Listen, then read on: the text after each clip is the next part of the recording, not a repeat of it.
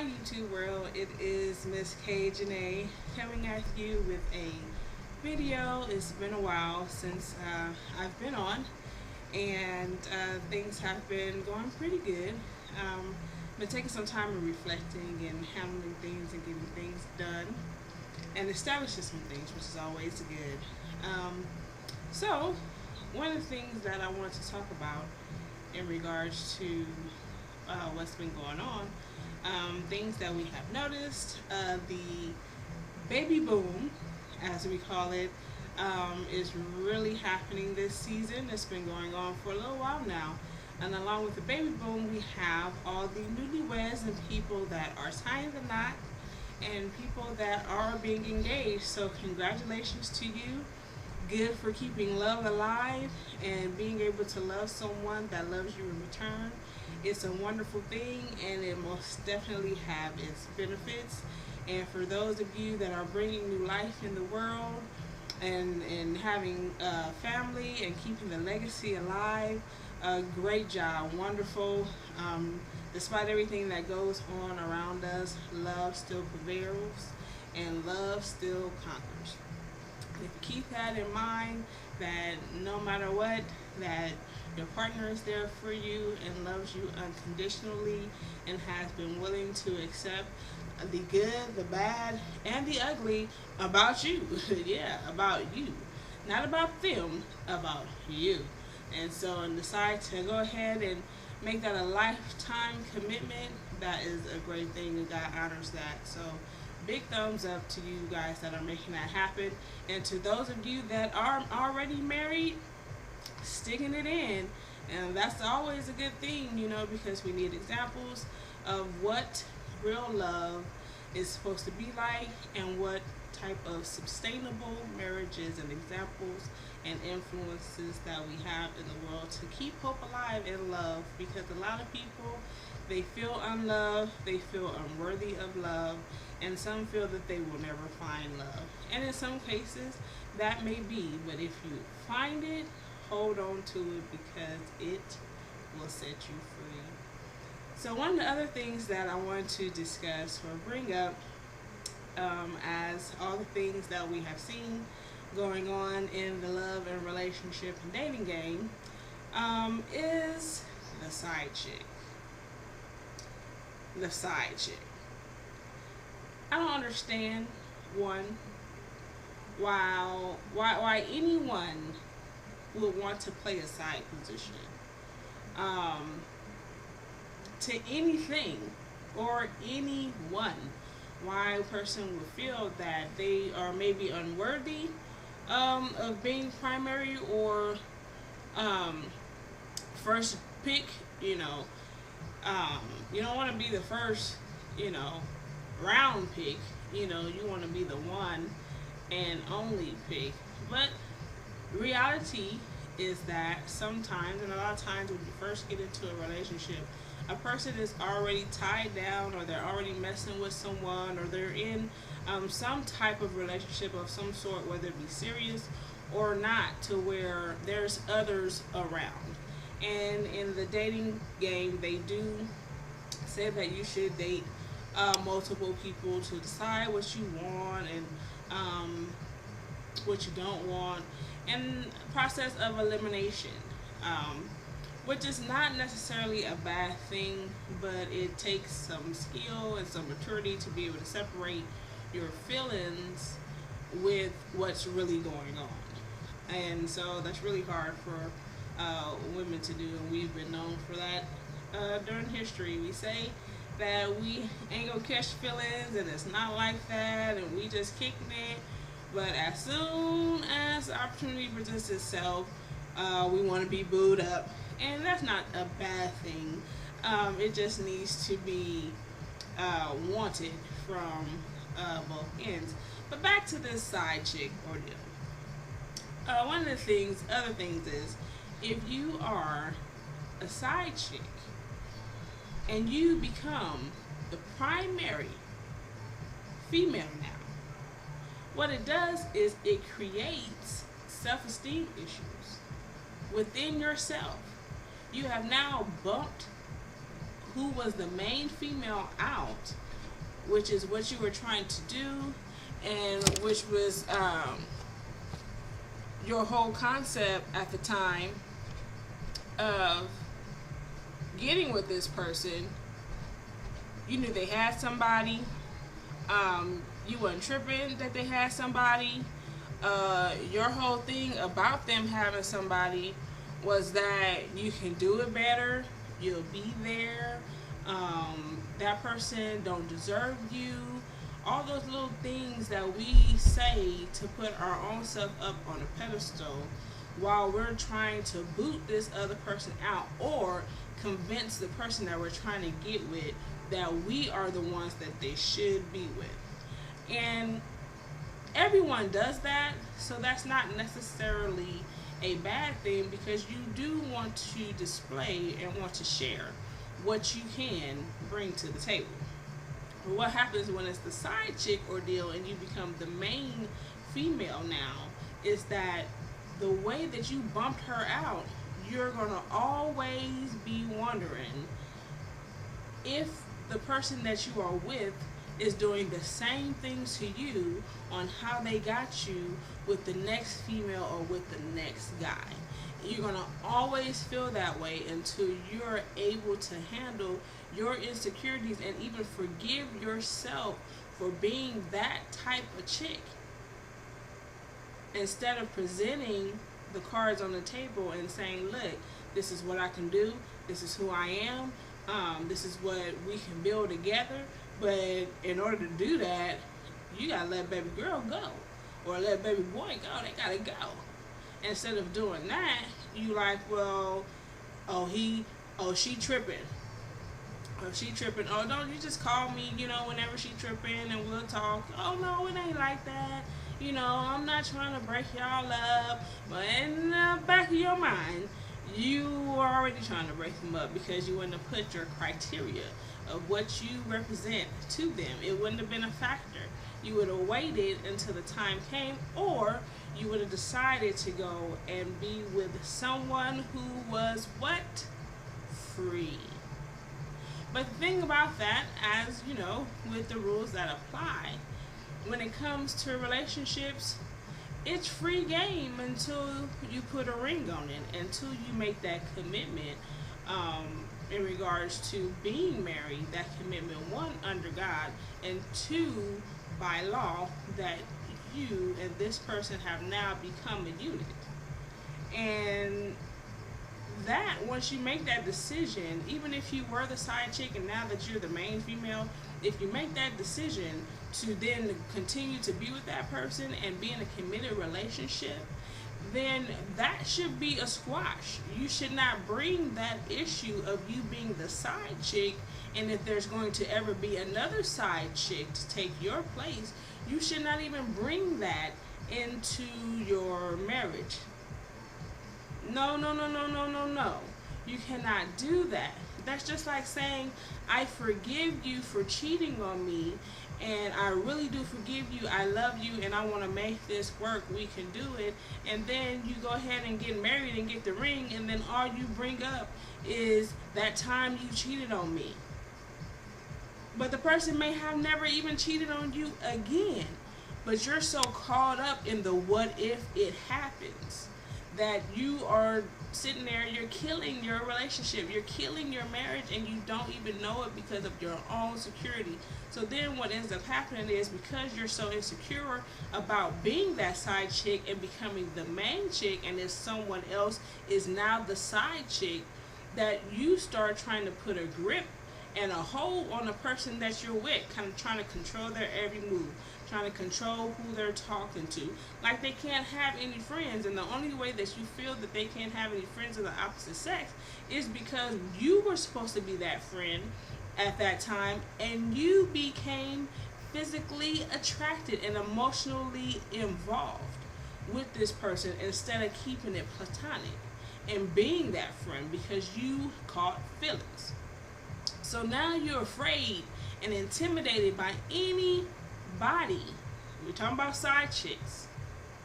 Now you're intimidated by any other female that your husband or your man is talking to. That's a a lot of stress on a person. That's a lot of detective stuff on a person. And I know as females, we do the Inspector Gadget. I mean, just come on, let's be real. Dudes do it too. It ain't like they don't be snooping and like they don't be looking and all that. We know that.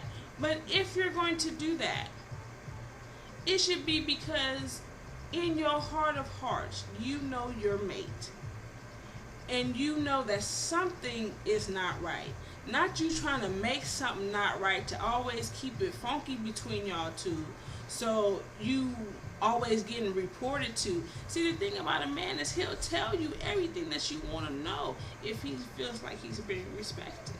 But if you're accusing someone of something that is not even happening because of your own insecurities, that is the best way and the fastest way to run your spouse into doing exactly what you don't want them to do.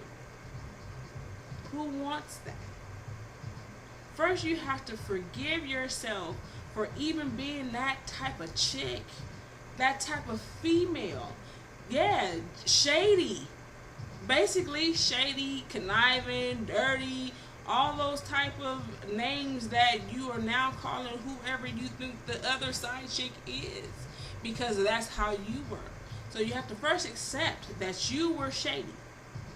Getting your man, you did it in a shady, conniving method. Kind of ratchetness, right? But you got him.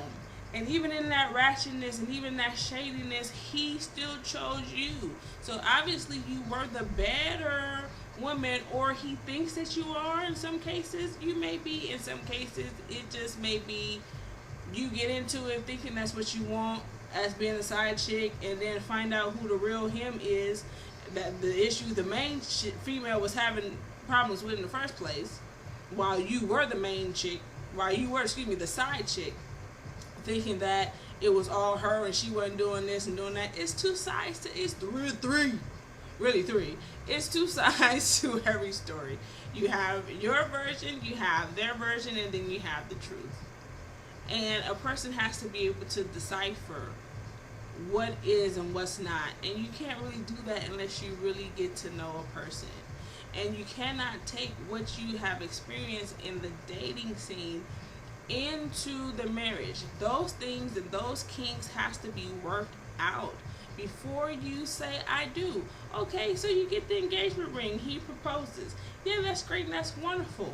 Kill all those thorns that may come up before you get to the altar to say I do. Before you get to the clergyman at the courthouse, the clergyman at the church house, and if you get married on the beach, it doesn't matter. Iron out those issues that you have and had in your relationship, because they chose you at this point.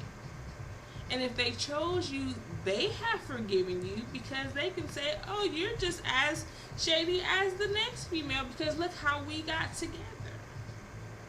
And you have to be willing to accept whatever happened before then, because now when you get married, it's a new chapter. So you shouldn't take a lot of those things in, and if you have those issues and insecurities like that, you should not get married. You don't go into a marriage thinking and sitting there putting a bet on that your spouse is not going to be faithful to you, or he's going to put or she's going to put themselves in a position to where they're not considering you. That's a big thing. When you become one, you have to consider your spouse in all things. Not in one thing, in all things. Yeah, you may go to the store and you like that dress, but if you're going somewhere with your husband, would he like that dress on you? Would he like how it shapes your figure? Would he like that color? Would he even like that type of attention that that dress will bring to the event that you're going to? You have to consider your spouse in all things that you do. Even when it comes to little stuff like gas. If that's not your car or that's his car, but he keeps it maintenance and you're supposed to put premium gas, don't put a lower grade of gas in the car. You messed up the car. So who's supposed to fix the car? The husband. You're making more work just because you want to do things your way because of a source of control. When a man is the head of his house, and that's for all of us church religious folk out there. The man is the head of his house. He is supposed to lead. And so what? You may have married your husband and he didn't have a job at the time, or he had a job and he lost his job, and now you're pulling the weight. So what? You're the helpmate, sweetie.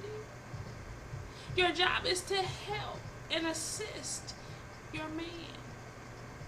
Not because he's down and he may not have it like that right now, so you just put on the drawers and the boxers and I run this. No, boo, you're helping your man. And if in that season you're not doing things to uplift him, you're killing the marriage anyway, because a man, no matter what, likes respect. That's where it starts with him. He's not going to listen to you if you're not respecting him, or you're not listening and taking into consideration of how he feels or the vision that he has for the family. Yes, you work together. Yes, you're there to assist him. If he goes far left, yes, that's your job to help him come back to where he's supposed to be, to line up with the vision for the family. No, it doesn't take away from you. People need to understand, especially women, regarding the word being submissive, there is power in being submissive. It does not mean that he runs you and tells you everything to do. But as him being the man and you want to keep things copacetic, and as your woman being your wife and you want to keep things copacetic, you have to compromise. Everything is not going to be your way. Everything is not going to be his way. Sometimes you're going to have to separate and come back when everyone can talk with some sense. You can't talk at people. You can't try to tell people what to do or what you feel they should be doing. You suggest, and your suggestion is considered. Everything is supposed to be what is best for the family, what is best for the household.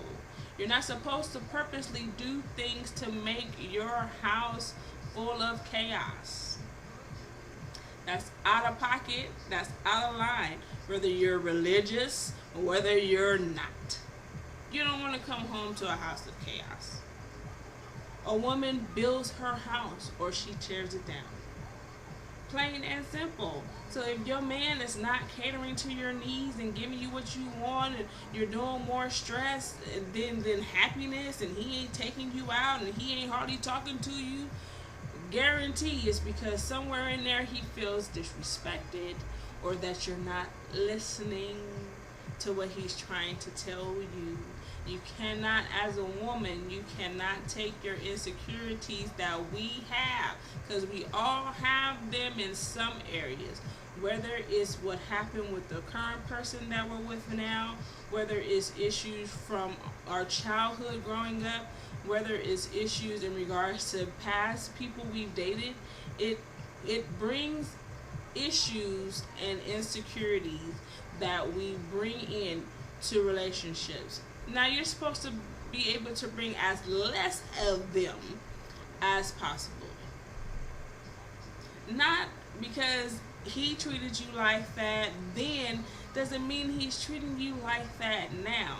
And if that's how you feel, then you might want to consider the person that you're with, because you're saying that they have no fighting chance, that they can't change. And then if you're coming from a religious background and you say God can change anybody, you have to allow God to change that man. You cannot change him.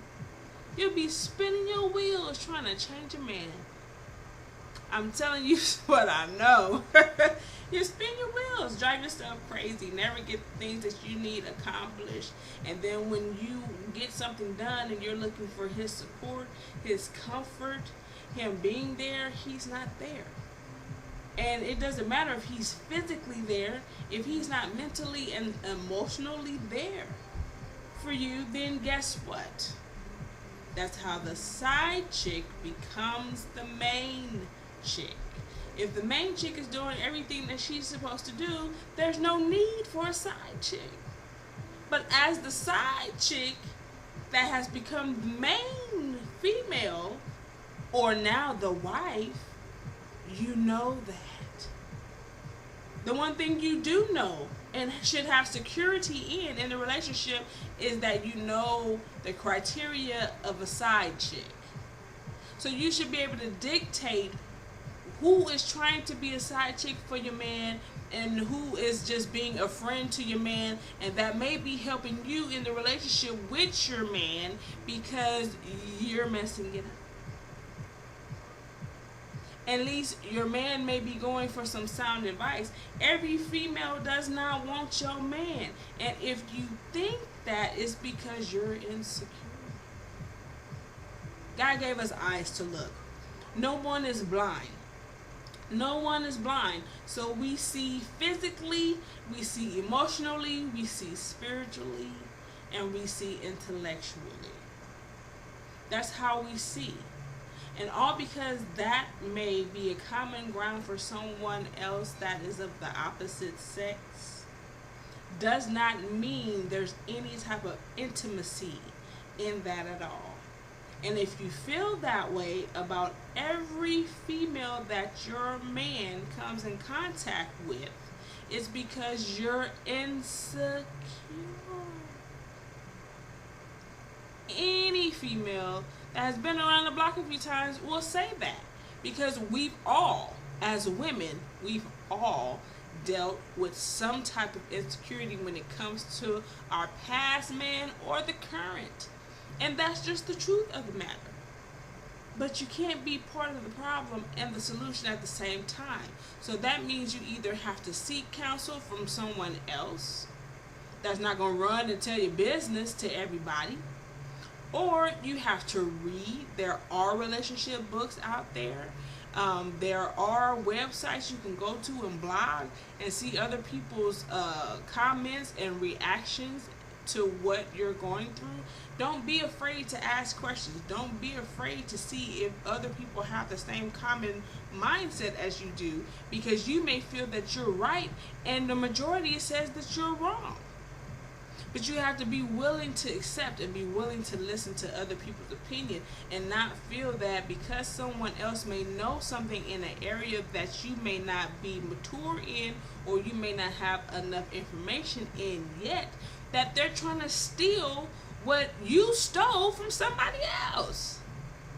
That's crazy. The side chick game is a wicked game, and at the end of the day, all it does is create insecurities. That's all it does. You can't call when you the side chick like you want to do. You can't spend time with him like you want to because you the side chick, and so now he having dinner at 6:30 in the afternoon in the evening with his wife, or his wife and his kids, while you sitting there trying to text him about what you doing, and he don't respond back until late in the midnight hour after he done already slept with his wife and done put her to sleep. So now he coming to sleep with who? You. Why? Because you're the side chick. You don't have any benefits. You don't have any benefits to being the side chick, unless he really falls in love with you. If he falls in love with you and now you become the main chick and he marries you, then you have your answer. You don't have to worry about any other females at that point. All you have to do is do your job as the wife and as the helpmate, and be respectful. Respect plays a big part with anybody. I'm a big person on respect, and I get with a dude, and if he can't respect me, then we already have a problem. All the time. Because if you can't respect me on one thing, then the disrespect shows on the other. And then you're trying to control me. And I'm the type of person, I'm not a puppet, and people are not puppets. You cannot control them. You can only suggest, and your suggestion is considered. Why? Because we're all individuals. But as a married couple, your primary goal should be what is beneficial for us as a family.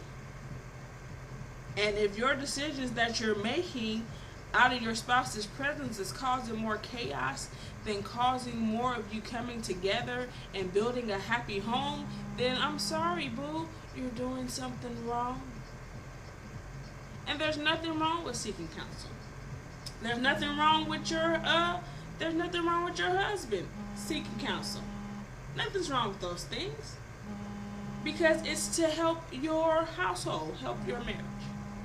So my thing would be, in 2015 coming up, slow down on being the side chick. If you are the side chick. And if you are the main, or if you're the wife, slow down on your insecurities. Stop being so insecure. And let your man be the man for you. Because I'm pretty sure if you're his wife, he didn't want to just have you there to get the side chick benefits. Because even as a main female, those are still not wife benefits. There's different benefits to being the wife. And you have the card. If you're the wife, you have the key to the game. So there's no need for all those insecurities. Now, if your husband is being a bad boy and out there doing whatever, for real, not for fake, because you making it up because of how you feeling and you feeling iffy, or you might be doing some out of line stuff yourself and then putting it on your husband like it's him. Because people do it. Let's not act like naive here, ladies. We know what's up. We know how to do. The men know the game from the women. We set the standards of how we want our relationship to be. So my suggestion is, don't ever be the side chick. And if you're the side chick and he marries you and makes you number one, stand your ground as number one. Be that woman. Show him that you are worth him making you number one by what he needs. But in order to hear what he needs, you have to listen. So I hope that this video and my chattering has helped you in some way, where you can take some things and you can apply it to your relationship. If you have any comments or have anything that you'd like to say, any shout outs or whatever, you can always comment down below. Also, feel free to go ahead and subscribe to my channel. I also have a Facebook page, and also I have a Twitter. I say tweet. Somebody corrects me all the time and says Twitter. I have a Twitter, and I have an Instagram. Miss K Janae underscore. Miss underscore K Janae is usually my tags. And I have a website, of course, kjscreativepans.net. And also, I do have a Facebook actual page, which is also KJ's Creative Pans. And so some of you guys may see me posting from there. So I love you all. If you don't see me or me do another video for around the holiday season as Christmas approaches, I love you guys. God bless you. I'll be back. I'll be doing much more. Just wait and see. Holla at your girl. Whatever you do, be grown and sexy about it. Alrighty. Peace out.